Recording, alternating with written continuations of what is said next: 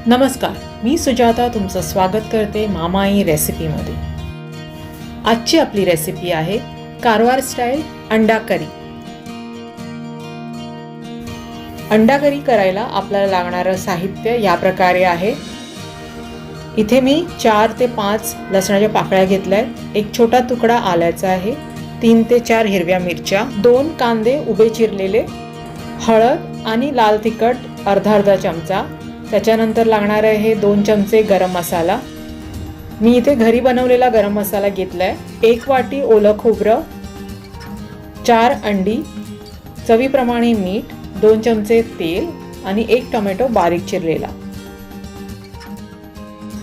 अंडा करीची ग्रेव्ही करायला आपल्याला कांदा, लसूण, आलं, मिरची आणि ओलं खोबरं हे व्यवस्थित भाजून घ्यायला लागेल। तर त्याच्याकरता आधी एका कढईमध्ये तेल घालून घेऊया।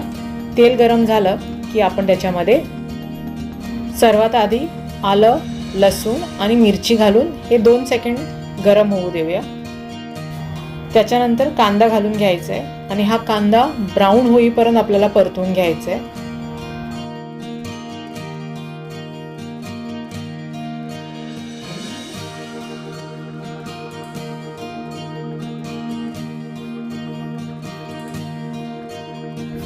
कांदा छान भाजून झालाय आणि याला छान एक गोल्डन ब्राऊन कलर आलाय।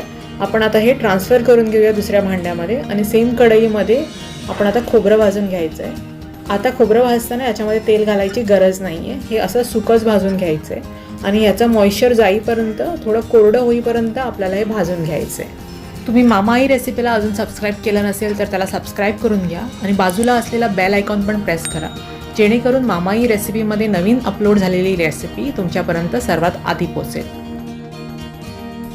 खोबरं पण छान भाजून झालंय, आता हे पण आपण गॅसवरून काढून घेऊया आणि हे थोडं गार झालं की आपल्याला हे मिक्सरमधून वाटून घ्यायचंय।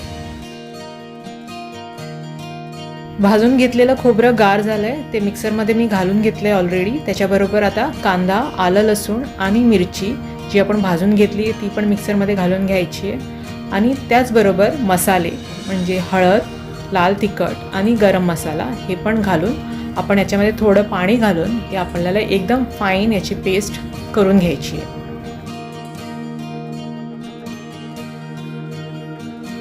अंडा करी करता लागणारी ग्रेव्ही वाटून झाली आहे, आता आपण ही फोडणीला घालूया। अंडा करी करायला शक्यतो एक पसरट कढई या पॅन घ्या आणि त्याच्यामध्ये तेल घालून घ्या। कढई गरम झाली की त्याच्यामध्ये 1 टीस्पून तेल घालून घ्यायचं आहे आणि त्याच्यानंतर बारीक चिरलेला जो टोमॅटो होता तो फोडणीकरता घालायचा आहे आणि टोमॅटो आपल्याला थोडा सॉफ्ट व्हायला द्यायचा आहे।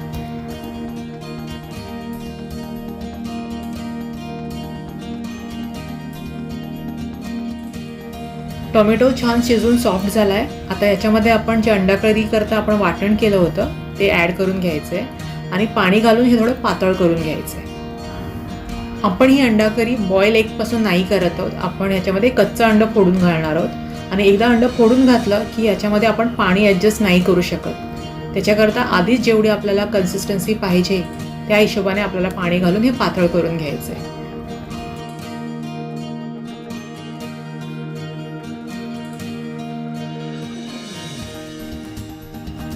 आता याच्यामध्ये चवीप्रमाणे मीठ घालून घेऊया।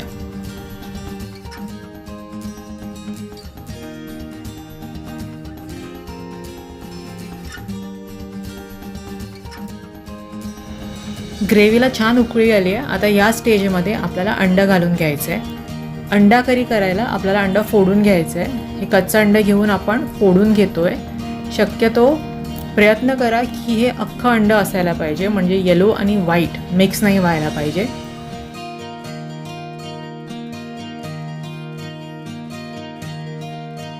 आता हे असं अंडं घेऊन आपल्याला ह्या ग्रेव्हीमध्ये सोडायचं आहे।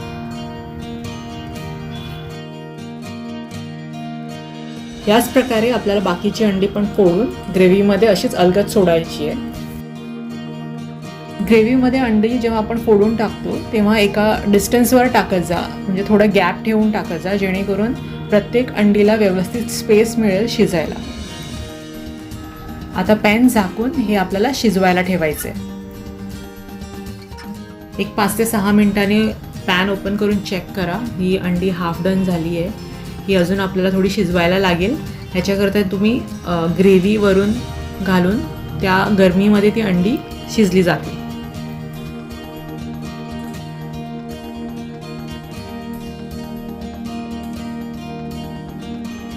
अजून एक 5 मिनटं झाली आहे. ग्रेव्ही बॉईल होते छान आणि ही अंडा करी रेडी आहे. मी तुम्हाला एक दाखवते. छान वेगवेगळे सुट्टे सुट्टे अख्खी एक एक अंडी, अशा 4 अंडी तुम्हाला या ग्रेव्हीमध्ये दिसतील, जसे आपण 4 अंडी घातल्या होत्या ह्याच्यामध्ये.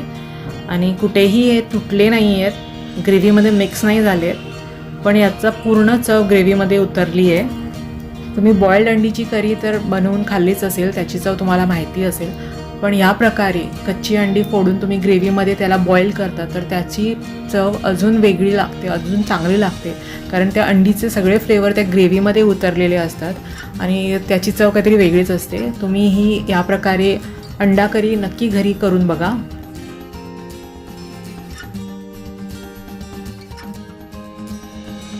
तुम्हाला ही रेसिपी आवडली असेल तर लाईक, शेअर आणि कमेंट करा आणि मामा आई रेसिपी चॅनलला सबस्क्राईब करायला विसरू नका. परत भेटू अशाच एका रेसिपीमध्ये. तोपर्यंत स्टे होम, स्टे सेफ.